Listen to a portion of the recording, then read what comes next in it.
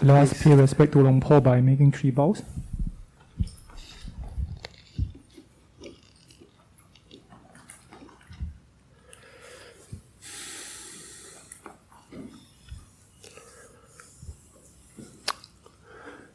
Sound check. Good? Good in the back? Can you hear me? All right. So, good morning. How are you doing? Okay? Good enough? Yes.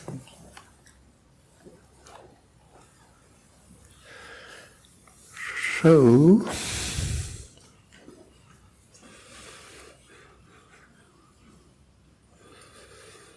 one of the ideas that exists in the Thai forest tradition is the idea of resting the mind, and also the idea of a vacation of the mind, citta viveka. And this model that I've been playing with, suggesting this background-foreground kind of model, the idea there is that one learns to rest in awareness or rest as awareness, rather than the attention always being taken up and preoccupied with the events of the khandhas or the sense experiences. So that's not so easy to do. And that, to me, relates to the language of transcendence. In the teachings we have, there's the island, there's the harbor, there's the deathless, peace, nibbana. So the island, the harbor, the refuge, this kind of language. And you need to use kind of similes and metaphors to describe these things, because the background is not really it's not an object. So let's say I've experienced 4 temperatures in Singapore, 28, 29, and 30 and 31. It's like the range of temperatures I've experienced. Well, I've been here 5 or 6 times. In Canada, the range of temperature goes from minus 30 to plus 30.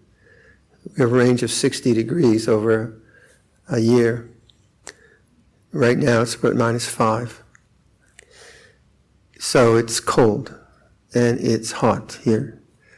Now, that's the experience of the senses, but is awareness any different? Is the awareness that knows Canadian temperatures, is that awareness different from the awareness which knows Singaporean temperatures? I would say it doesn't. And to just say there is only the sense experience of hot and cold, I could never know the difference. I couldn't say to you that hot is different than cold. So in order to know anicca or change, there has to be something which is unchanging. That's the logic that I use. And I think that's not just logic, it's also experience. If one can relax the mind, I suppose. Why can't we relax the mind? Well, because of very stressful situations, and to some extent because of habit. So our attention is very easily, mostly preoccupied, very often with thinking or planning and such like. So when we have a chance to do a retreat like this, to try to put the world down, not pick up the world of our responsibilities and worries and concerns, and just rest with the background, is what I'm trying to suggest. But again, why is that difficult? Well, because the sense experience that we have are both pleasant and unpleasant. They draw our attention. So let's say just pain.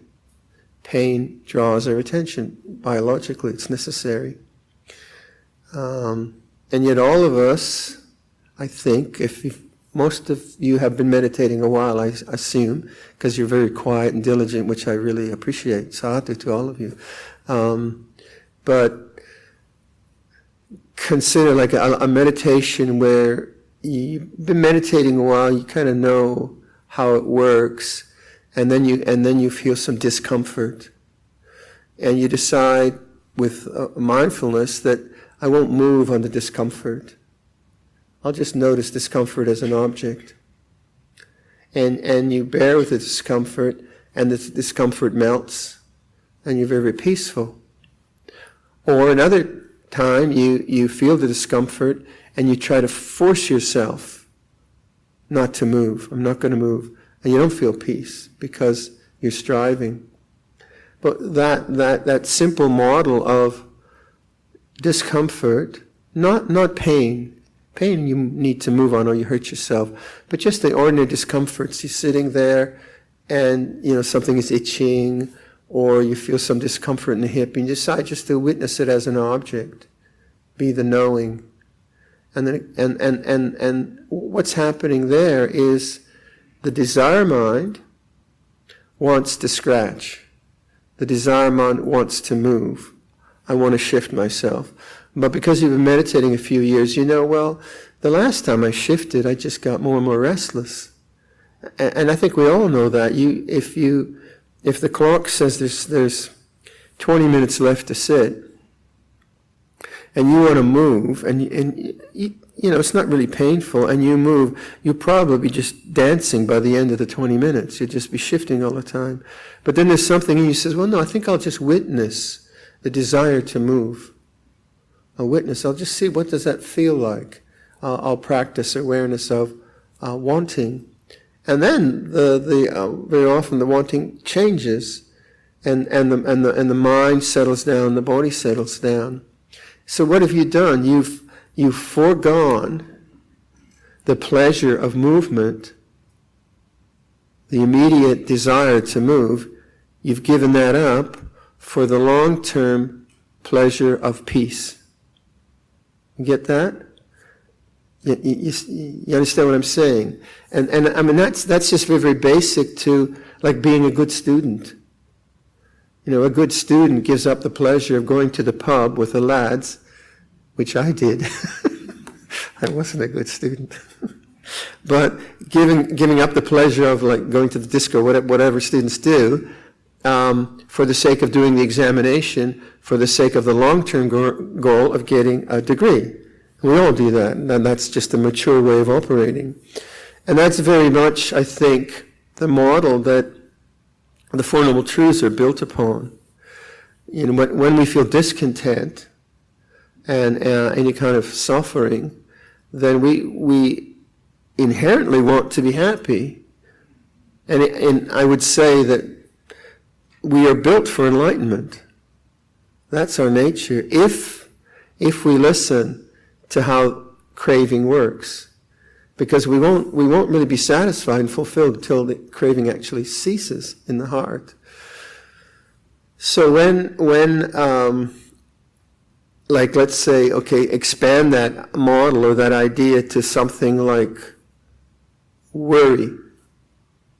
Worry is a habit which functions in the mind to try to deal with fearful situations.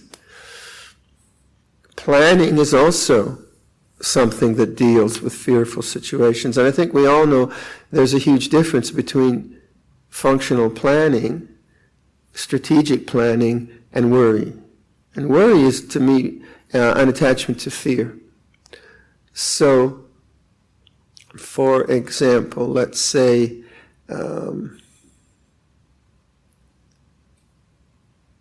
I don't worry much, so I try to bring up a model of worrying.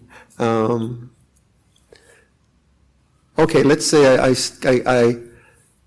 I get some kind of skin lesions, and the doctor says, Viradhammo, you're in the sun too much.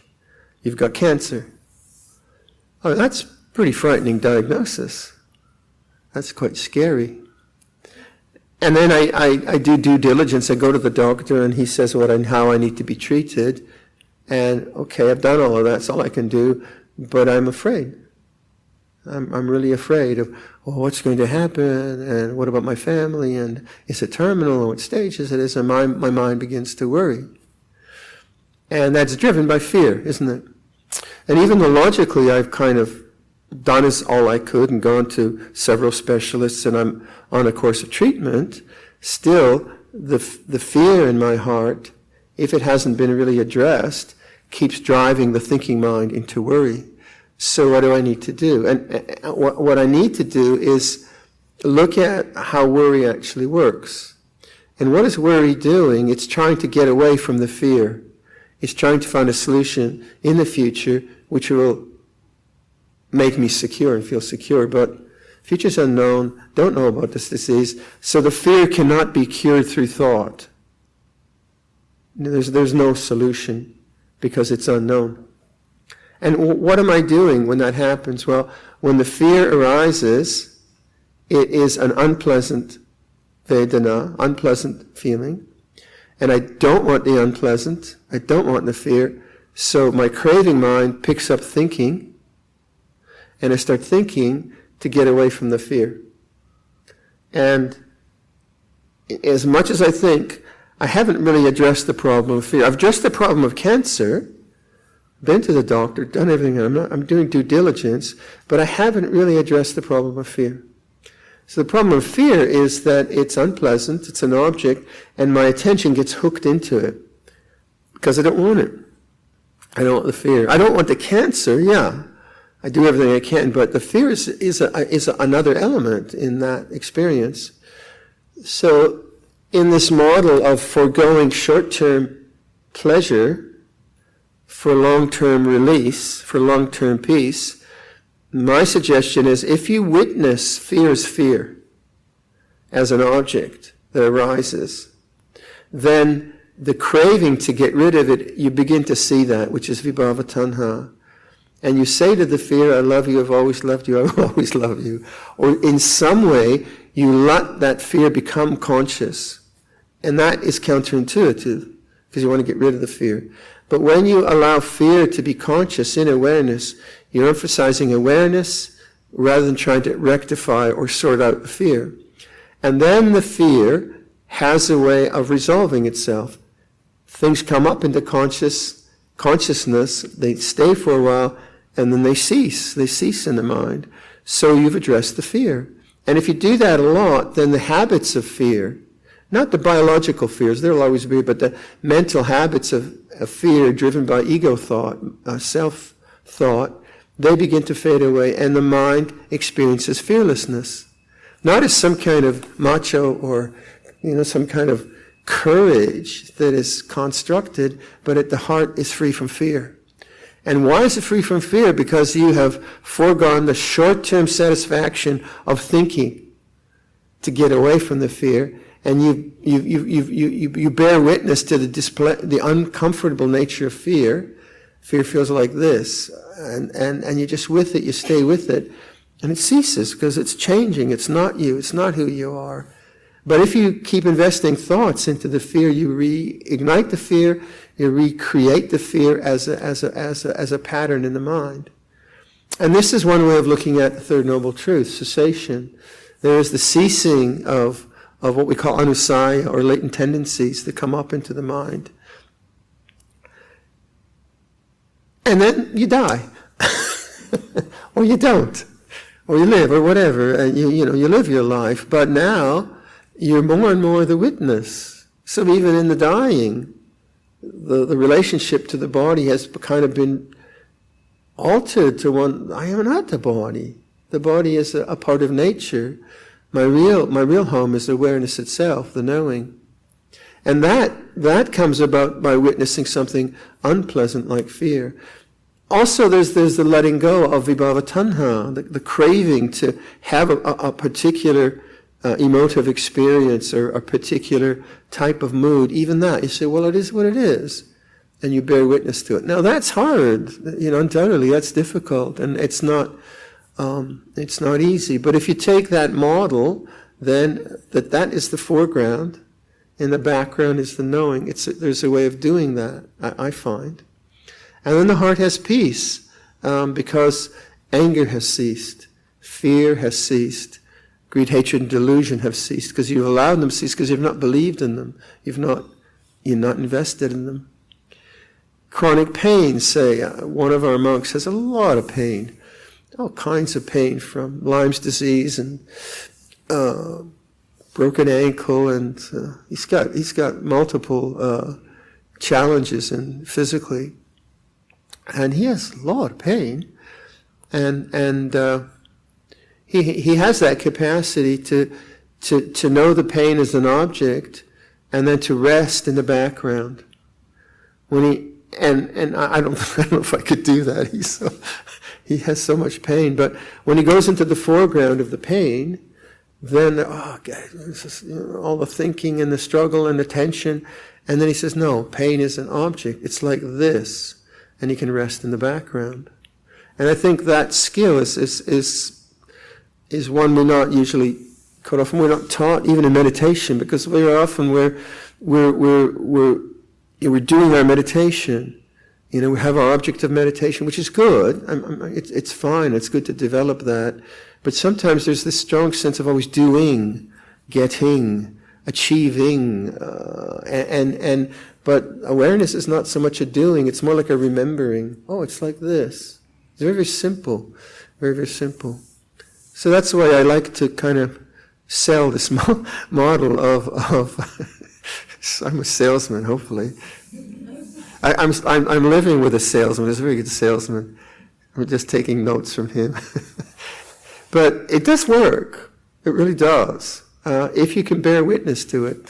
So that's why the Four Noble Truths is emphasizing not the experience, but the desire you have around the experience. Bhava tanha and vibhava tanha. The desire to get something or desire to get rid of.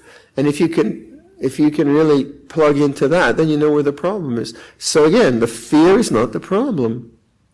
It's the desire not to have the fear. Take anger. Say, how do you go from anger to love? I mean, logically, the experience of love, affection, kindness, generosity is so great, right? And lovely. Why would you get angry? It seems stupid to get angry, right? It's because it's not you. The anger is not you. The anger is conditioned responses from culture, from family, from your personal history that arise according to causes and conditions. It's not who you really are. So when anger arises, it's not your fault, but it is your responsibility. You get what I'm saying? That, or put it another way. Let's say you're a person that sometimes gets angry. I'm sure no one here does, but let's say you're a person that sometimes gets annoyed or something like that. I could say to you, okay, make sure there's no annoyance until 4 p.m. Do it. No way you can do that. Or say to yourself, I will get annoyed at 4 p.m. It doesn't work that way because it's not you. It's not who you really are. It's causes and conditions trigger things, certainly. And that's what I mean. It's not your fault. You could say, well, I got, it's my past karma, that kind of stuff. But that's not what we're working on. We're working at the present moment. So when annoyance gets triggered, you're not doing it deliberately, are you? Like, do you, in your morning meditation, say to yourself, at 3:05, I think I'll do fear. It just doesn't work that way. Fear arises, and you can see it's not you. It's not your intention, right? So having arisen, then the question is, I would say one of responsibility. Because if I'm not responsible to the fear or the anger or the greed or whatever it might be, if I'm not taking stock of what's going on, then that habit will come up again and again and again and again when the conditions are there. But if annoyance arises and then I'm willing to forbear the unpleasantness of annoyance, how do you do that? You don't blame the person that you're annoyed at. You don't blame yourself for the annoyance. You see it as an object in awareness. Don't take it personally. Don't take it personally. What does that mean? That means you don't think Sakaya Ditti thoughts or personality thoughts around it. Anger feels like this. So we go back to the same thing. It's like this. Annoyance feels like this.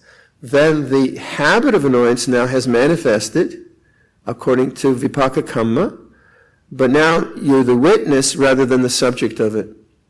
You're seeing it as an object, and it arises, it stays for a while, and it ceases, and you are no longer fueling the habit of anger and annoyance or fear.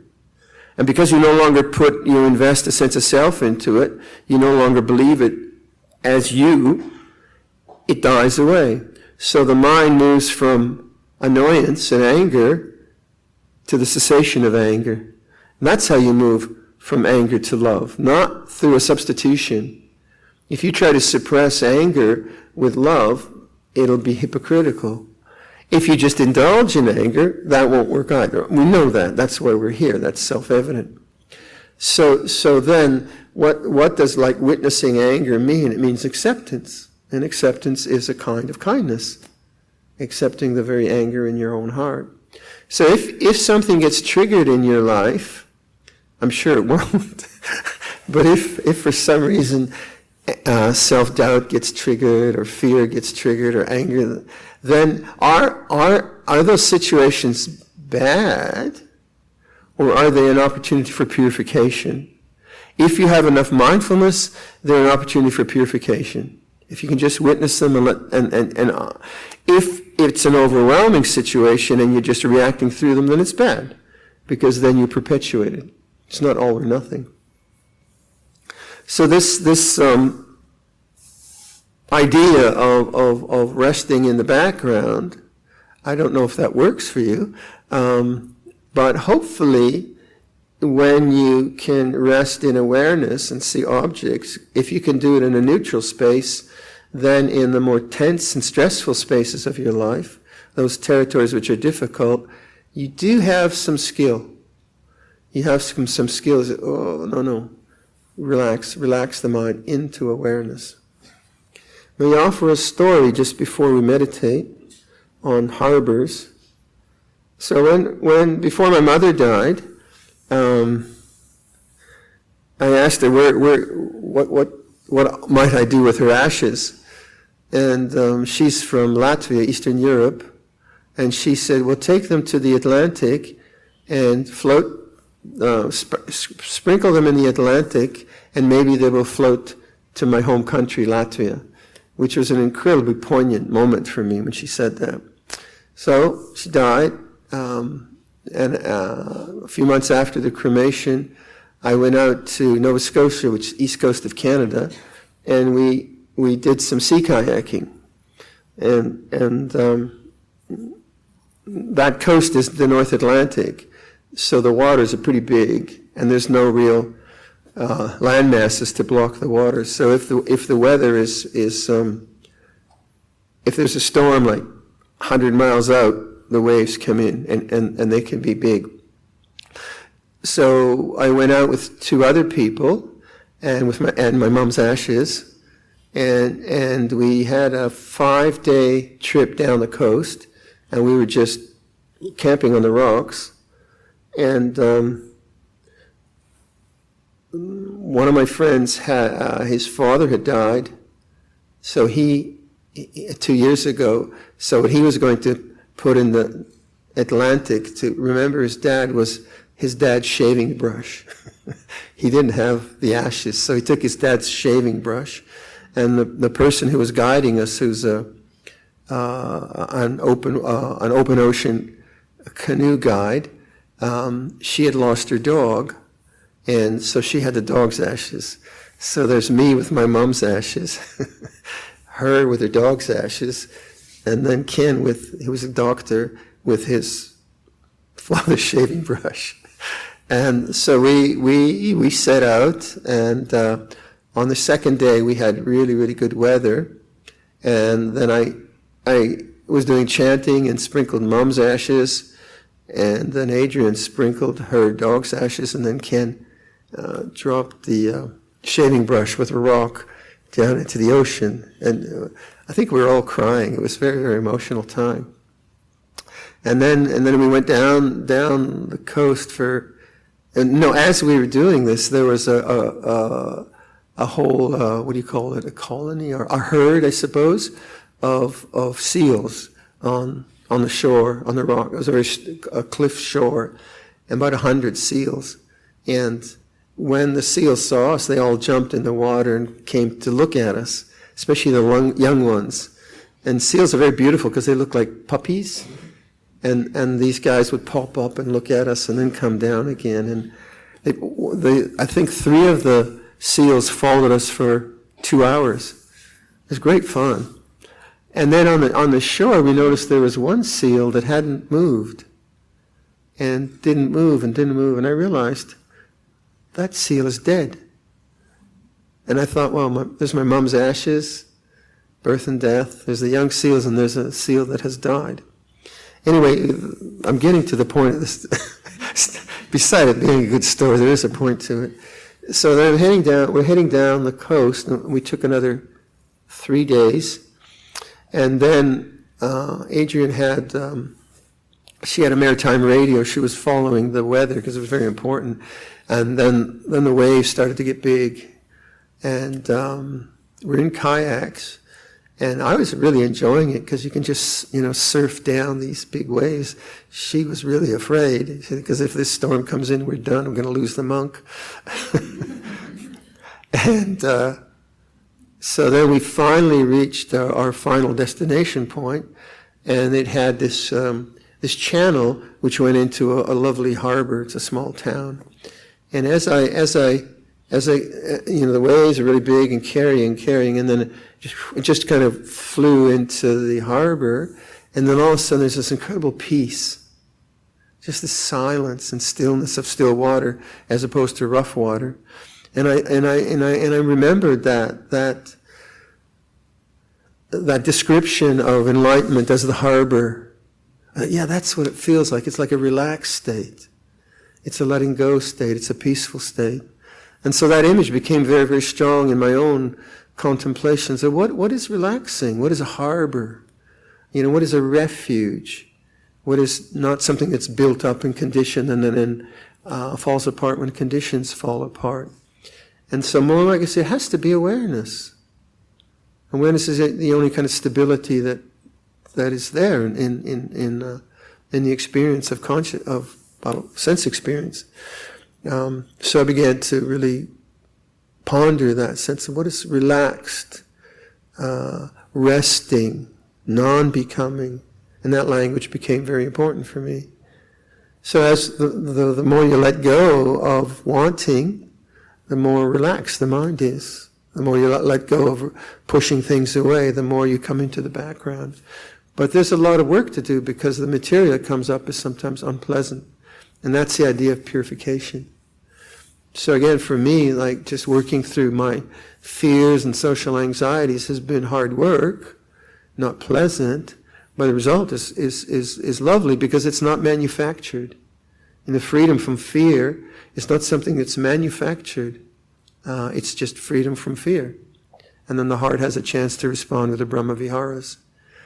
So again, if things come up in your life or in your practice, if you can witness them as objects and not become the subject, you start to release them from consciousness.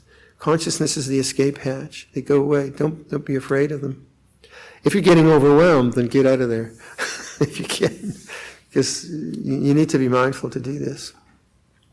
Okay, I think I've spoken too much. So let's stretch your legs, and then we'll do another meditation.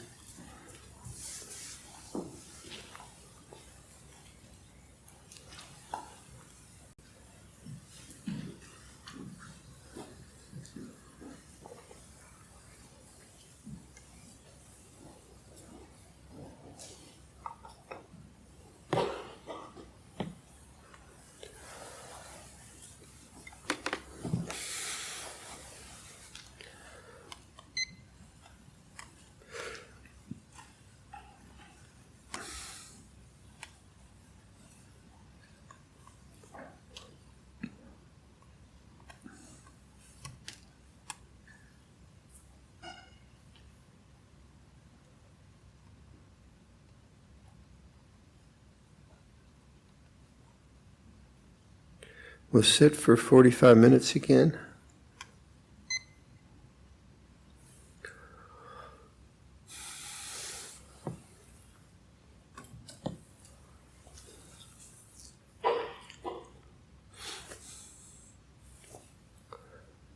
I'll give a bit of instruction, but if you have your own way of practice, then please carry on, but just to kind of get us going.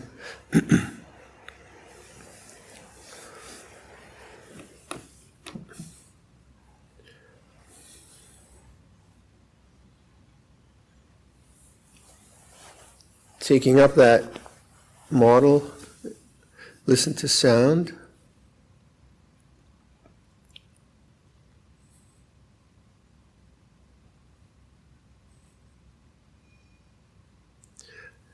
Receptive listening. Notice the changing nature of sound.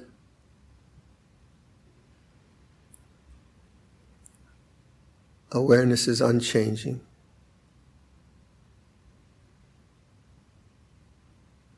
So the stillness of knowing, the stillness of being,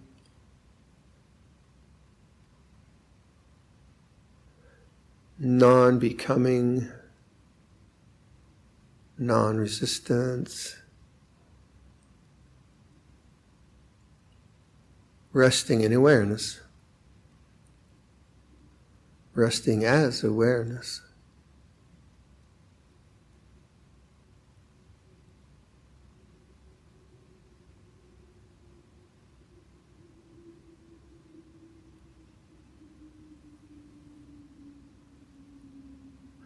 And then introducing the attitudes of kindness as a suggestion. So bring attention to the chest. Feel the breath at the chest, rising and falling.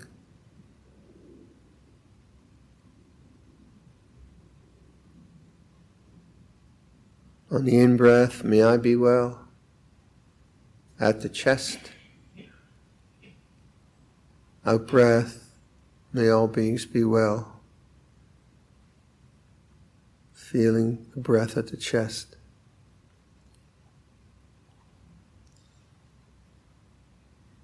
So on the in-breath, just let that language just fill you with kindness. May I be well. And then giving outwards, may all beings be well.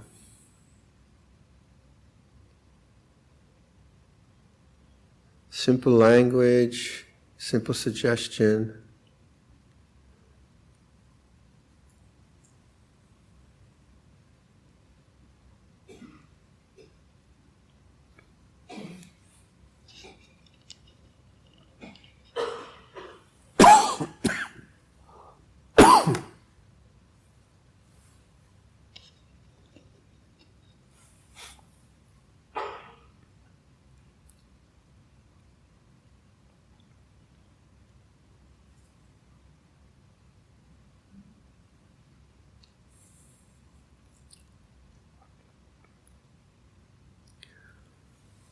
Do that for a while, and then when you feel that sense of receptive stillness,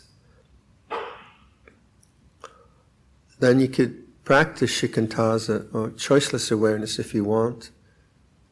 And that is where you're just witnessing the changing nature of sense consciousness, but not going out into it. It's quite difficult. You're just resting in awareness, things coming and going. Some people like that, some people don't. So if you find you want to anchor yourself, then use the breath if you want. So the anchoring is simply a place to practice the awake mind. So it's about the awake mind, knowing the way things are. With choiceless awareness, awareness itself is the anchor, knowing the way things are.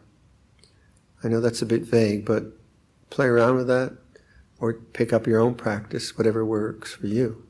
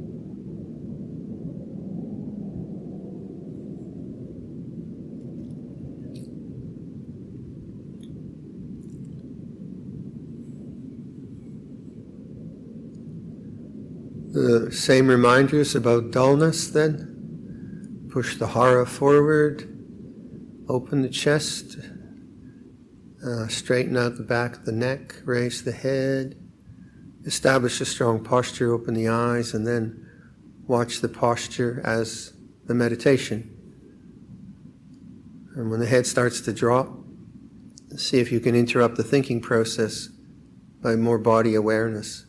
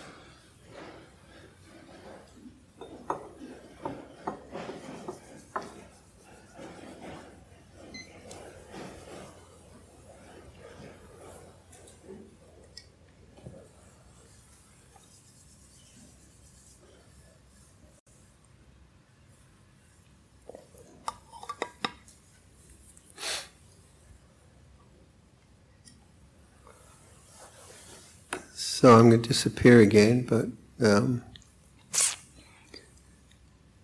if that suggestion of background, foreground makes any sense to you, then the language that I find reminds me of that is a language which is the opposition to craving. So, like, let's say if you're doing walking meditation and you get to the end of the path, and then you say it's like this, and then the language of the opposites of craving would be non-becoming. And for me, again, I use language to evoke attitudes. I use language in many ways, but that word evokes for me a sense of not going anywhere, trying to get anything, trying to achieve anything, trying to see anything, non-becoming. And so it's a very relaxing word for me, non-becoming. And then the other, for vibhava tanha, I use non-resistance. So, non-resistance. And then the language of it's like this is around kama tanha. Kama tanha is the constant consuming of experience. You're always doing something. So I get to the end of the path, I say non-becoming. It's like this, non-resistance and resting in awareness. And then walk to the other end and try to sustain that attitude, those attitudes. And then what I find, if I use language in that way, it's not much language, but it is language, and it comes from my own insights. So, samaditi is the cause for samasankappa, right understanding is the cause for right thought. And right thought doesn't have to be scriptural thought. You know, it's thought that is your own, it's your own territory because you've understood something. And that understanding is insight. You want to remember your own insights, which is not like trying to get an experience. Trying to regain an experience would be bhava tanha. So you get to the end of the path, it's like this, silent knowing, nothing to do, non-becoming, non-resistance. So that does take effort, but it's the effort of awakening. Okay, so let's say we do some walking meditation or sitting till lunchtime, and I'll see you at 2:15.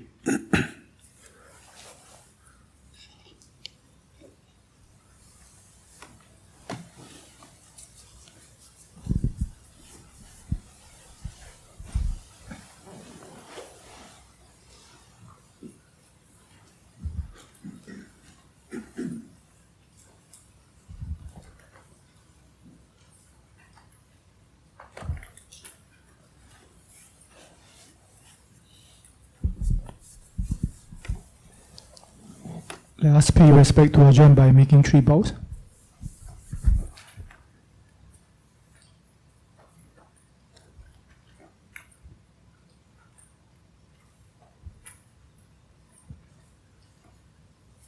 Okay, see you later.